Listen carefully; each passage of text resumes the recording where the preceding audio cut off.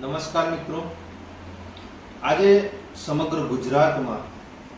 આજે મનરેગામાં 2500 કરોડથી પણ વધારેનું જે કૌભાંડ થયું છે અને એનું કૌભાંડ ઉજાગર કરવાવાળા આપણા ડેડિયાપાડાના ધારાસભ્ય શ્રી ચૈતરભાઈ વસાવાજી છે. આજે આટલું મોટું કૌભાંડ કર્યા બાદ પણ આજે નર્મદા જિલ્લામાં તમે પરિસ્થિતિ જુઓ. આજે ભરૂચના સાંસદ મનસુખભાઈ વસાવા એક તરફ આ જ ટેન્ડરની પરમિશન આપી રહ્યા છે, બીજી બાજુ દર્શનાબેન દેશમુખ જે નાંદોદના ધારાસભ્ય છે એ કહી રહ્યા છે કે ટેન્ડરમાં જે બજેટ જે જાહેરાત કરી છે એમાં થોડો વધારો કરવામાં આવે. તો અમે આ ધારાસભ્યશ્રી અને સાંસદશ્રી જેઓ પૂરા ટ્રાઇબલના અને સાથે સાથે ગુજરાતના એ લોકોને વધારેમાં વધારે પડતો ઇન્ટરેસ્ટ આ મનરેગાના ટેન્ડરમાં છે. સરકારશ્રીનો પરિપત્ર છે કે 5 લાખથી નીચેના કોઈ પણ કામ હોય એ ગ્રામ પંચાયતને સુપ્રત કરવામાં આવે, ગ્રામ પંચાયત એને ટેન્ડરિંગ કરે અને એનું વહીવટીકરણ કરે. આજે વર્ષોથી આ સિસ્ટમ ચાલી રહી હતી ત્યારે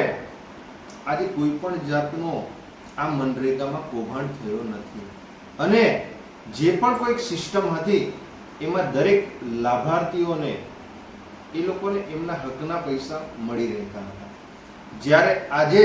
આ ભારતીય જનતા પાર્ટી છેલ્લા 4-5 વર્ષથી આ ટેન્ડર પ્રક્રિયા લાવી છે અને એનાથી આજે 2500 થી પણ વધારે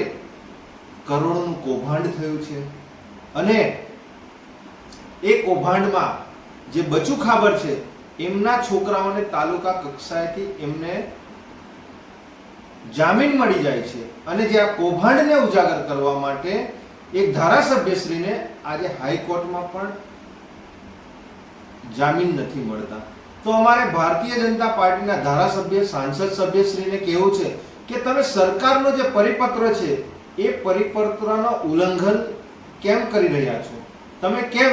જે ગ્રામ પંચાયતો છે એ ગ્રામ પંચાયતોને 5 લાખથી નીચેના કામનું જે પણ કોઈ વિકાસના કામો આવે છે એ પંચાયતને સુપ્રત કરો કે જેથી કરીને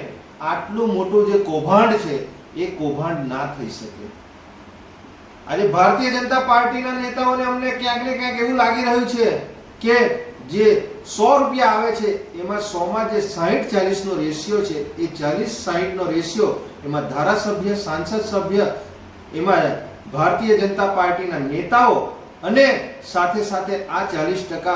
પૈસા જે ગરીબોના છે એ કમલમ સુધી જઈ રહ્યા છે એવું અહીંયા સ્પષ્ટપણે આ ટેન્ડર પ્રક્રિયા જે ગુજરાતમાં અને નર્મદા જિલ્લામાં આજે સાંસદ અને ધારાસભ્યો થકી જે આ થઈ રહ્યું છે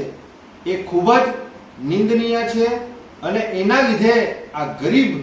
જે પ્રજા છે જેમને 100 દિવસ આખા વર્ષમાં જેમને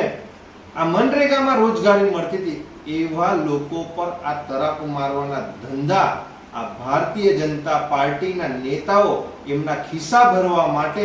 આ સમગ્ર કાવતરાઓ કરી રહ્યા છે. એ બાબતે અમે આવનારા દિવસોમાં ગુજરાતના તમામ સરપંચશ્રીઓને કહેવા માંગીએ છીએ કે આ ટેન્ડર પ્રક્રિયાઓ આવનારા દિવસોમાં રદ થાય અને જે સરકારશ્રીની જે ગાઈડલાઈન છે એ ગાઈડલાઈન પ્રમાણે ગ્રામ પંચાયતને જે પણ 5 લાખથી નીચેના કામો છે એ કામો સુપ્રત કરવામાં આવે અને ગ્રામ પંચાયત જ એનું વહીવટીકરણ કરે એવી તમામ ગુજરાતના સરપંચશ્રીઓને અને આ ભારતીય જનતા પાર્ટીના નેતાઓને અમે અહીંયા ગાડી કહેવા માંગીએ છીએ કે જેથી કરીને આવનારા દિવસોમાં આ ભારતીય જનતા પાર્ટીના નેતાઓ જે કૌભાંડ કરી રહ્યા છે એ ના થાય અને ગામનો વિકાસ થાય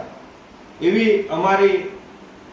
લાગણી અને માગણી છે. નિરંજનભાઈ વસાવા, આમ આદમી પાર્ટી, નર્મદા જિલ્લા પ્રમુખ.